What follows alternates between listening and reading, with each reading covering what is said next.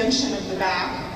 So we're really working to develop a horse's back and strength through his core, just like people do with Pilates and these types of exercises. He needs to be able to use his belly muscles to lift himself up and carry himself forward, not just run along at speed.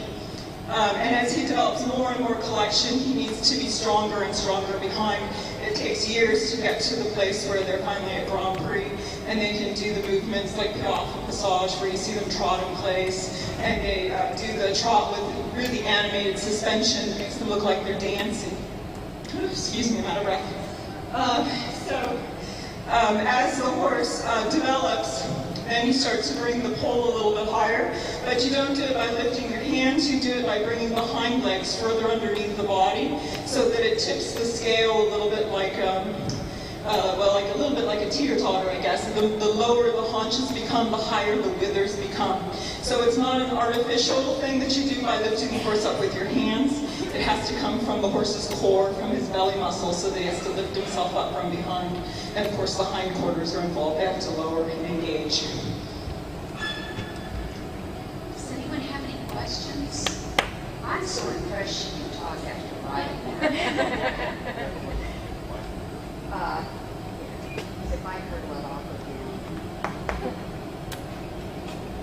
How long does it take you to take a horse, say, up to level 3? Especially a Morgan, I know they're really different than others. He's 8 years old right now, and he started at training level as a 3-year-old, so it's been about 5 years. He did show 3rd level last year, but he really wasn't very confirmed in his lead changes, which something we're still working on a little bit. I showed a couple lead changes, but those are a requirement at 3rd level. So about 5 years to get to 3rd level. Yes, he was reserve champion this year here at Nationals.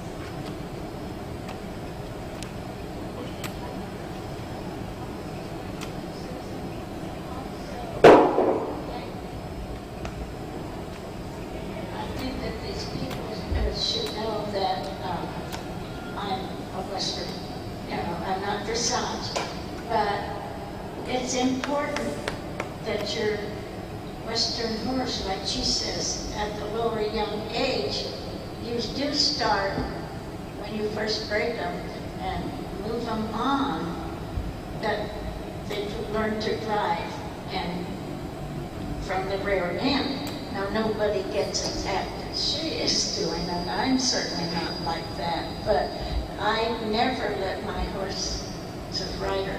They have to flow and drive from inside legs, sometimes outside. So that might explain what you are looking at, and I know how important it is from any horse you ride. That is the most, strengthen their back and let them go.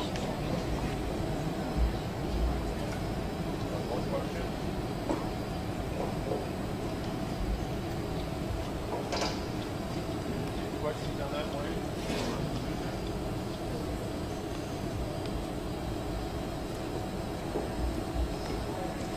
Maybe just to help, Susan might explain what kind of a disposition you look at, what kind of build and conformation that you need for a dressage horse, and how you get started. Because dressage is now the largest growing field that we have in Morgan's, and it certainly has comprised most of my sales for the last couple of years. So I think that we really need to pay good attention to developing the new dressage riders. And maybe someone could get encouraged by a few words on how to select the correct horse.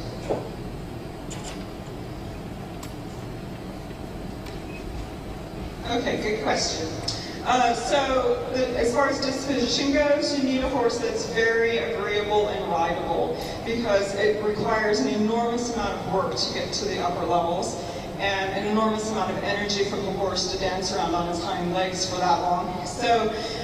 But at the same time, you need to be able to control that energy, and so that's where you've got to have a horse that's fairly agreeable. The Morgans are wonderful for dressage because they love to work. They have such a great work ethic, and they are so agreeable and rideable. As far as conformation goes, you need a horse that can engage the hind legs well, so you don't want a horse that's really long or particularly out behind. You need the horse to be able to get underneath himself with his hind legs. And there are all types of horses that can do dressage. We have quite a few horses that do very well at the lower levels with a neck that's set on a little bit lower, because it's not a requirement for the horse to be really collected at the first couple of levels of dressage. And some of the horses do very, very well. As you go up the levels, it becomes a little bit it becomes a little bit harder maybe for the horses with the neck that's set on a little bit too low to be able to really get up underneath themselves and carry themselves and lighten their front end that much. On the other hand, one of the problems that I have, isn't necessarily a problem, but a challenge, I guess, of some of the Morgans that I've ridden is because they are very up-headed and they are very set high in the neck, is that you need to be able to get them to stretch down and stretch over their back. On the other hand, once you've achieved that in the lower levels, it is no problem at all getting them back up in the foal and with the stretched back and doing the upper levels, because they really, they just want to be there. It's really easy to get them back up.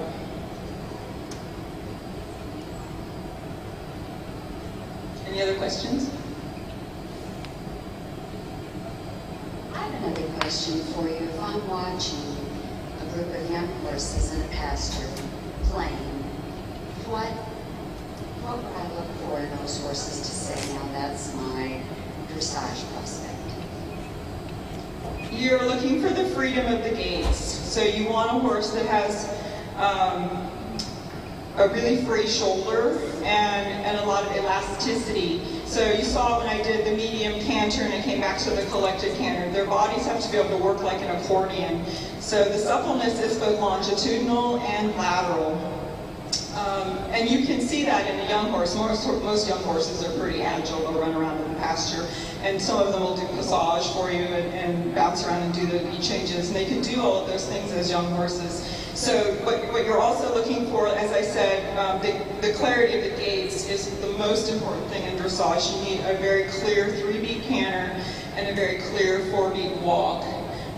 Most horses, unless they're really lame, have a pretty clear 2-beat trot. But you're also looking for a horse that has some suspension in the trot, that has a little bit of air time in the trot, so that you can develop that suppleness in the back. Any other questions? How did you ask her to do something special you wanted to see? I'd like to see how much suspension you have, so I know what it is.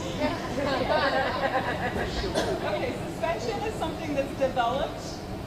Suspension is something that's developed through the strength and the training. So horses always come with their natural level of suspension. Some have very little, some come with a tremendous amount, even as young horses when they do training level. But as they become stronger and stronger, we try to develop that up through the levels. Right now, Don's a little tired today. He's been working very hard the last few days, but we'll try. We're going to try, and I tried just a few minutes ago, he's beginning the beginning of dressage, or of passage, where he's got to carry a fair amount of suspension and carry himself a little bit more on the hind legs. So I'll try to get a little bit more. Sorry.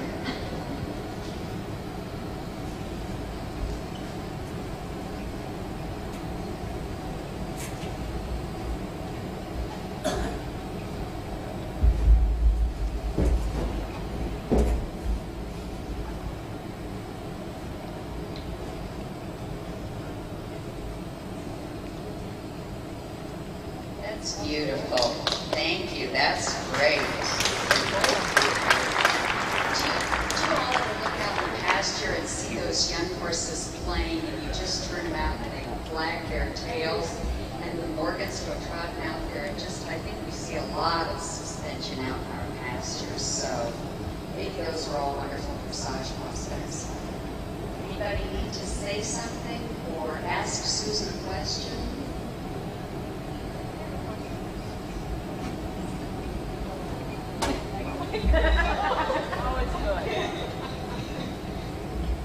Your bit is just a Palomar sample, correct?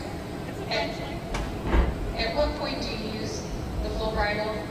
The the full bridle is allowed at third level, beginning at third level. You have the option of either bit at third and fourth, where you wear the double bridle with 2 bits, or just the snaffle. Beginning pre-St. George, you're required to put the double bridle. But it's always a snaffle bit. Oh, at 2 bits. The snaffle bit, when you do the, when you ride with the double bridle, the snaffle bit and the curve bit. And it is penalized if you use too much curve rein. So they really would like to see the horse ridden off the snaffle ring, at least 2/3 pressure on the snaffle ring and only 1/3 on the curve.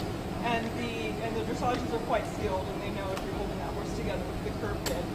It needs to be in self-carriage, like I showed on the circle, where you can give the rein and the horse should just hold himself and not just fall over if you let go of the rein. So. Susan, I have a question then about the full bridle. When you move to St. George and that's required, what is the philosophy of the double bridle and why you would need the additional bits, since they want to see 2/3 use of the snaffle? The curve bit is there to help enhance the collection, although the horse shouldn't lean on the curve bit, and that's why it's really important not to have the curve too short. The horse can find a little balance on the bit once in a while for moments at a time, and it's important that it's only for moments at a time and that it goes right back into self-carriage. So it would be, a good analogy might be, you know, if you're standing on one foot and you're trying to catch your balance and you start to fall over and you might touch the rail just to catch your balance and then let go to rebalance yourself. And the horse may do the same thing on the bit. It should only be for moments at a time. And then he should be right back in self-carriage again. The snaffle is primarily for the lateral work, and then the curve bit would be to enhance the collection. Although it is interesting that it's required to use the double bridle at the upper levels, and I know several people who would love to be allowed just to ride in the snaffle, but that's FEI rules, so we don't have any control over that. Any other questions? Can you demonstrate the extended trot? A demonstration of the extended trot. The extended trot should maintain the same tempo of the collective trot. I have to say our extended trot is probably not our strongest point because our tempo does increase, you'll see that, but he also does cover ground rather well, so I'll show you. But you will see the tempo increase, and that's not correct. You want to try to keep the same tempo. Susan, can you show us the different trots? Would that be all right, just a transition and a heel nod when you make the transition to another trot? We'll all watch and really try to learn. There are, the different trots would be the working trot, which you do at training level and first level, the collective trot, which you begin at second level, although you have collective trot all the way to Grand Prix, and the difficulty of the collective trot should become, the collective trot should become, what's the word I'm looking for? It needs to be developed to become more and more collected as you get to Grand Prix. So for instance, the collection that's required at second level is not the same degree of collection that's required at the Grand Prix. There has to be a lot more sitting involved and a lot more throughness of the horse through the back to the bit at Grand Prix than there is, say, at second level. And the judges recognize a horse that's just beginning second level is just beginning collection versus a horse that's at third level. It should be a little bit more confirmed in the collection, and as they go to fourth level and then into the FEI levels, they really need to be able to keep their balance in the collection and do transitions in and out without losing their balance. So it does depend on the level of the horse as well. So I'll show you working trot and then some collective trot and then some extended trot back to collection. Great, just nod so we can tell the difference.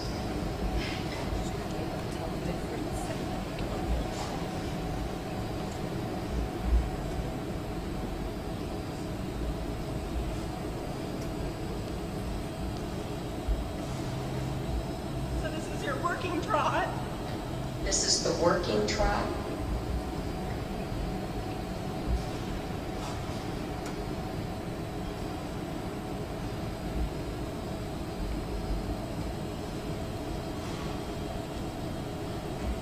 Now I'm beginning collection, but I'm getting a little resistance pole, so I'm going to shuffle him a little bit.